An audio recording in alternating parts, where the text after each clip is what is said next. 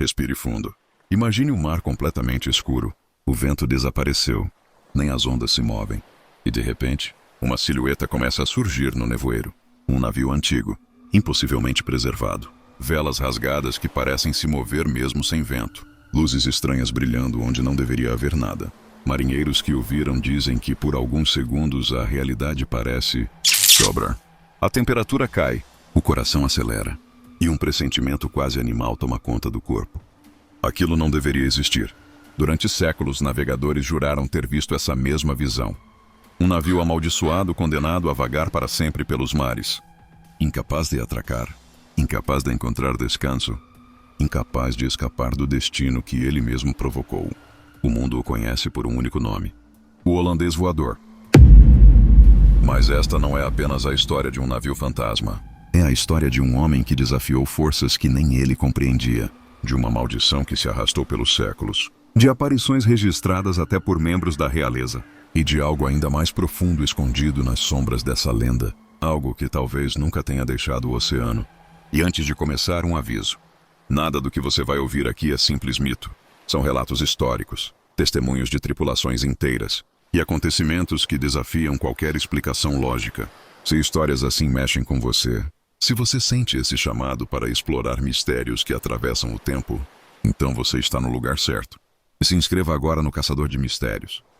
E ative o sininho, porque aqui toda semana, relatos que tentaram esconder, distorcer ou silenciar, voltam à superfície.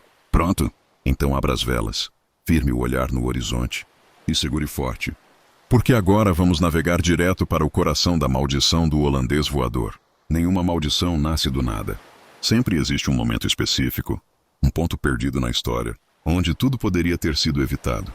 E no caso do holandês voador, esse ponto tem nome: Hendrik van der Decken. Um capitão holandês do século XVII, conhecido por duas coisas: seu talento para atravessar tempestades e sua obsessão por cumprir prazos impossíveis. Diziam que ele navegava como se estivesse sendo perseguido, ou como se estivesse perseguindo algo. Van der Decken não era um homem comum. Tripulações inteiras afirmavam que ele falava sozinho durante a madrugada, olhando para o horizonte como se esperasse uma resposta que nunca vinha. Outros diziam que, em noites de mar calmo, ele caminhava pelo convés repetindo a mesma frase: "Eu chegarei ao destino", nem que seja contra o próprio inferno. Ninguém sabia de onde vinha essa obsessão. Alguns acreditavam que ele carregava uma dívida, outros que escondia um segredo de guerra. Mas havia aqueles, especialmente marinheiros experientes, que acreditavam que a alma do capitão já estava quebrada, antes mesmo de ele entrar no mar. A viagem amaldiçoada começou como qualquer outra. O objetivo era simples: navegar pelo Cabo da Boa Esperança, a região mais tempestuosa e traiçoeira do planeta. Muitos evitavam esse trajeto. Van der Decken não. Ele queria atravessar o Cabo custe o que custasse. Queria provar algo. Para si mesmo, para a companhia, ou para as forças que o assombravam durante as noites. Mas ao se aproximar do cabo, uma tempestade começou a se formar no horizonte. Nuvens negras, grossas, impossíveis, como se o céu estivesse sendo rasgado por dentro. A tripulação implorou para recuar. O mar começou a se levantar como um animal faminto. Relâmpagos estouravam, tão perto que iluminavam os rostos desesperados dos marinheiros. Van der Decken não recuou. Pelo contrário, ele ergueu uma taça de vinho, colocou um pé no parapeito do convés e gritou algo que mudaria seu destino para sempre: "Eu atravessarei este cabo, nem que seja preciso desafiar o próprio diabo. E, se for necessário, eu navegarei até o fim dos tempos." O vento parou por um instante. A chuva cessou. A tripulação ficou em silêncio absoluto. Algo no ar mudou. Porque existem frases que não devem ser ditas. Existem juramentos que não devem ser feitos.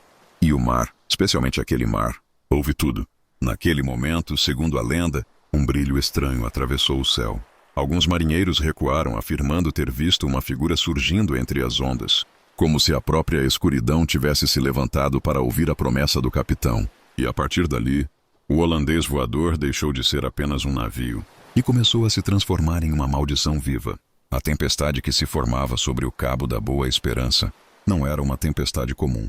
Marinheiros experientes diziam que aquela região possuía um peso no ar, como se o oceano tivesse memória, como se guardasse tudo o que os homens fizeram de errado dentro dele.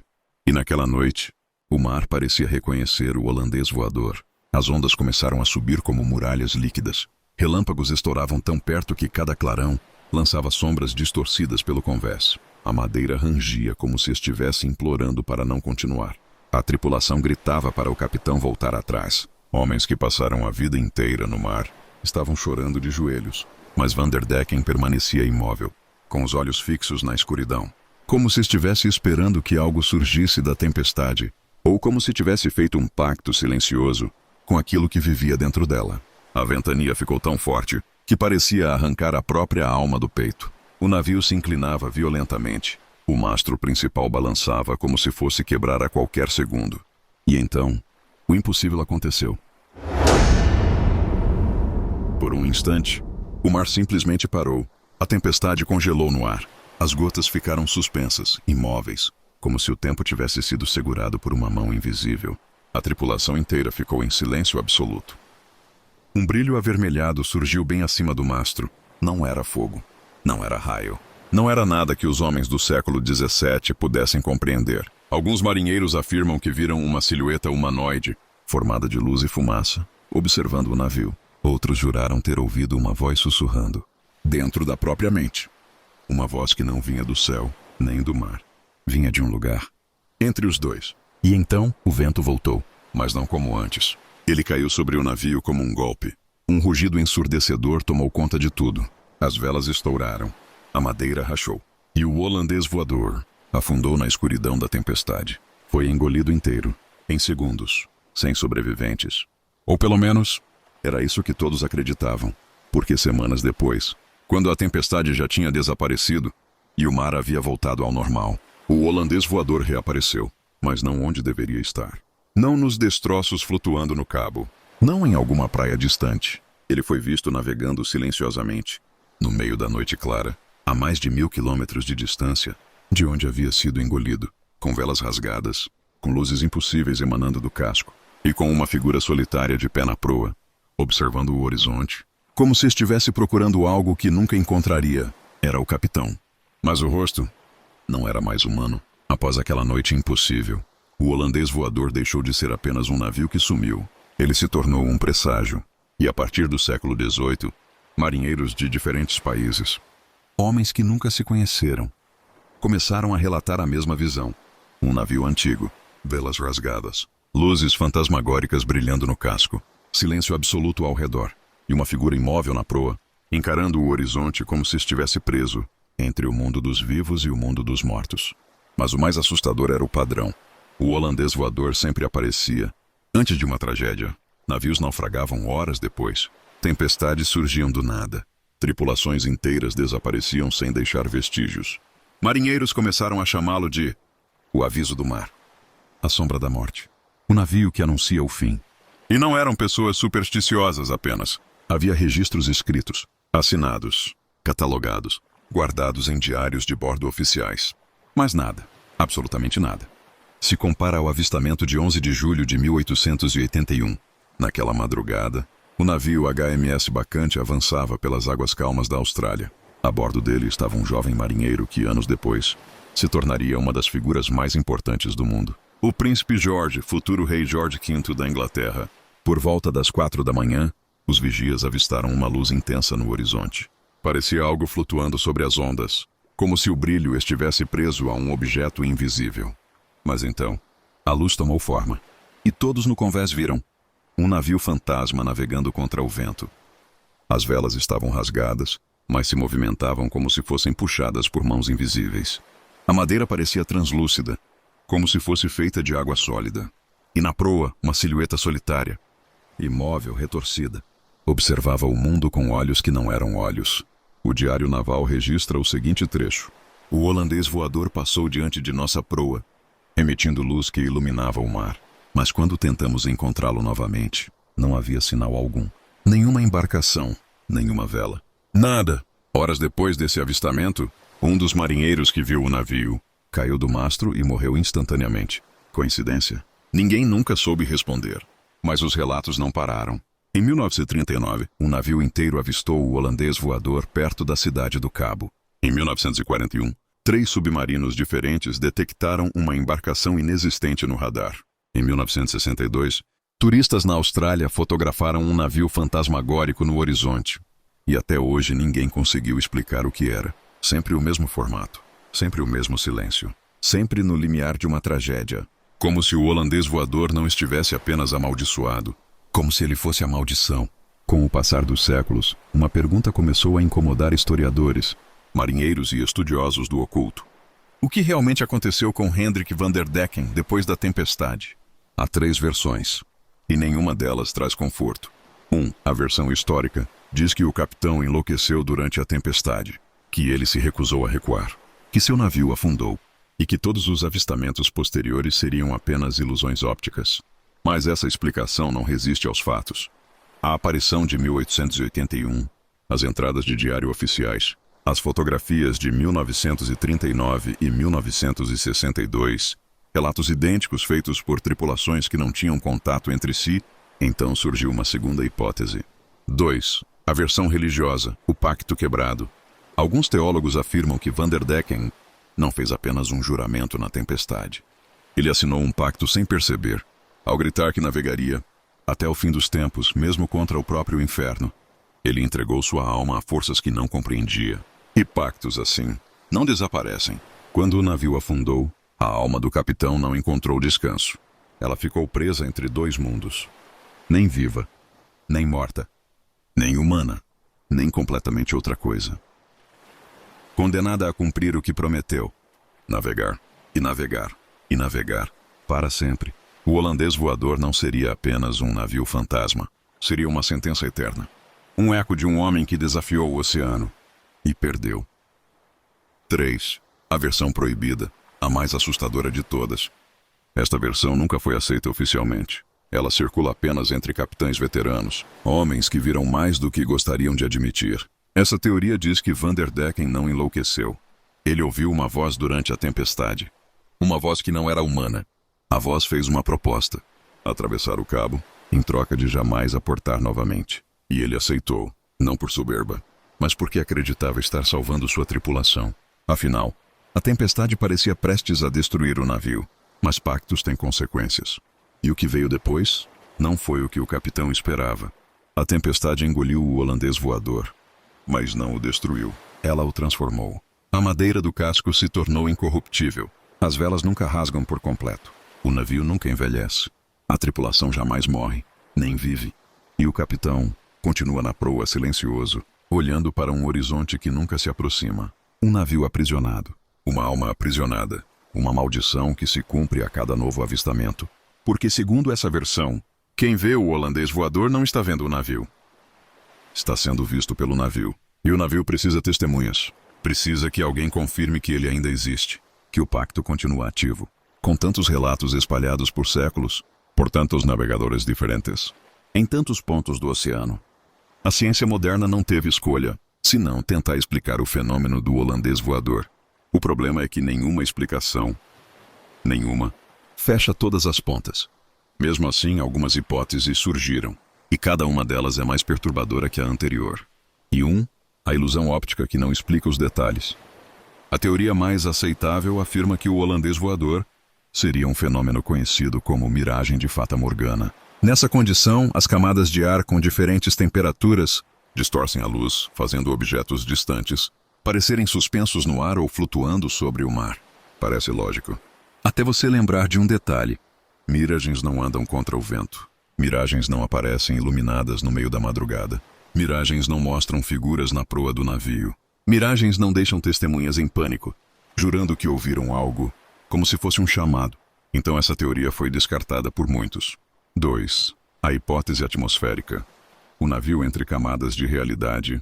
Outros físicos defendem que, em tempestades extremas, campos eletromagnéticos poderiam criar anomalias visuais, fazendo a imagem de um navio comum parecer distorcida.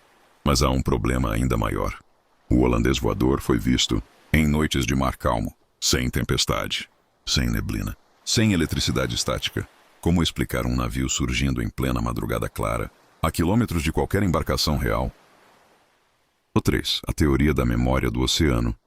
Pesquisadores mais ousados propuseram algo estranho: que o mar seria capaz de registrar eventos trágicos, assim como o gelo registra bolhas de ar do passado, como se o oceano tivesse cicatrizes. E, em raros momentos, essas cicatrizes voltariam à superfície, não como corpos físicos, mas como ecos visuais de algo que já aconteceu.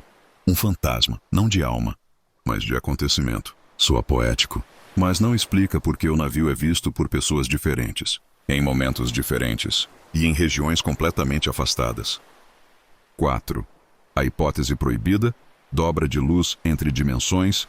Aqui entramos no território que a ciência evita tocar publicamente. Alguns físicos teóricos defendem que, em regiões marítimas com anomalias geomagnéticas, a luz poderia sofrer redirecionamentos impossíveis, fazendo um objeto aparecer onde não está, ou fazendo algo aparecer mesmo quando não existe mais neste plano, como se o holandês voador estivesse preso num entrelaçamento de realidades, atravessando o oceano da mesma forma que um eco atravessa um vale. Nem vivo, nem morto, nem aqui, nem ausente. Apenas preso, preso em um ciclo que não consegue quebrar. Preso na promessa de Vanderdecken. 5. A tese mais temida entre marinheiros veteranos não está em livros, não aparece em revistas, não entra em documentários. Você só encontra essa explicação quando conversa com capitães antigos, aqueles que já perderam homens para o mar e sabem que nem tudo tem resposta. Eles acreditam que o holandês voador não é uma ilusão, nem uma miragem, nem um fantasma. Ele é um sinal, um presságio, um aviso ancestral do oceano. Uma mensagem que diz: há lugares onde o ser humano não deveria navegar. E cada avistamento seria um lembrete, um pedido silencioso, para que o homem respeite aquilo que vive além da linha do horizonte. O holandês voador cruzou séculos, passou por mares que mudaram de nome, por impérios que deixaram de existir, por tripulações que desapareceram há muito tempo. E ainda assim, ele continua surgindo no nevoeiro, no brilho estranho do horizonte, no silêncio de madrugadas em que nada deveria estar vivo no mar. Mas talvez a pergunta não seja: o que é o holandês voador? Talvez a pergunta correta seja: por que ele continua voltando?